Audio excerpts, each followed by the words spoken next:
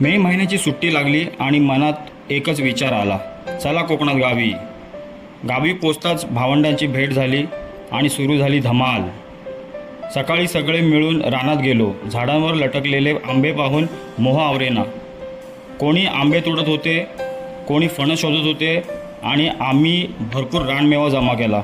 मग त्यात करवंद होती, आंबे होते, जांभळं होती.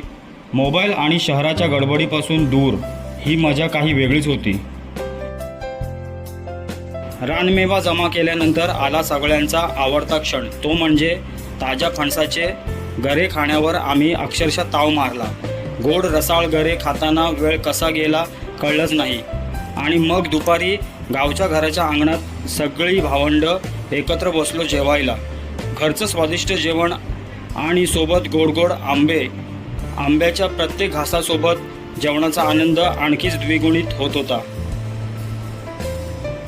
अशी ही मे महिन्यातील गावाकडची मजा ही शहरात कधीच अनुभवायला मिळत नाही. तुम्हाला ही गावच्या सुट्ट्यांची आठवण आली का? कमेंटमध्ये नक्की सांगा. यानंतर आली सर्वात रोमांचक गोष्ट, ती म्हणजे मासेमारी. आम्ही गेलो मच्छी पकडायला. त्यात आम्ही जाळे वगैरे घेतले, तसेच आपले खेकडे पकडायचे झिले पण घेतले. पहिला खेकडा जसा जाळ्यात भेटला ना, तसा आमच्या मनातली अजून हुरहुरी वाढली. ही आवड अजून निर्माण झाली. मग का आम्ही जाळे टाकतच गेलो आणि दुपारचा मस्त खेकड्याचा रस्सा आणि रस्स्याचं जेवण बनवला आणि सगळे छान एकत्र जेवले. निसर्गाच्या सानिध्यात मिळालेला हा आनंद शब्दात सांगता येणार नाही.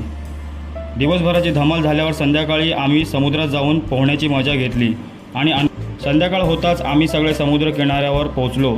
लाटा अंगावर घेत समुद्रात पोहण्याचा आनंद काही वेगळाच होता.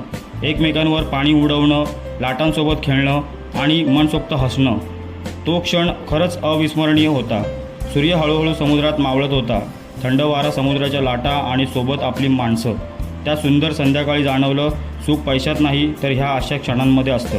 रानमेवा, फणसाचे गरे, मासेमारी, खेकडे, समुद्रात पोहणं आणि भावंडांसोबतची धमाल, यामुळे माझी मे महिन्याची सुट्टी आयुष्यातली सर्वात सुंदर आठवण बनली. तुम्हालाही कोकण आवडत असेल तर व्हिडिओला लाईक करा, कमेंटमध्ये कोकण लिहा आणि चॅनलवरती नवीन असेल तर चॅनलला नक्की सबस्क्राईब करा.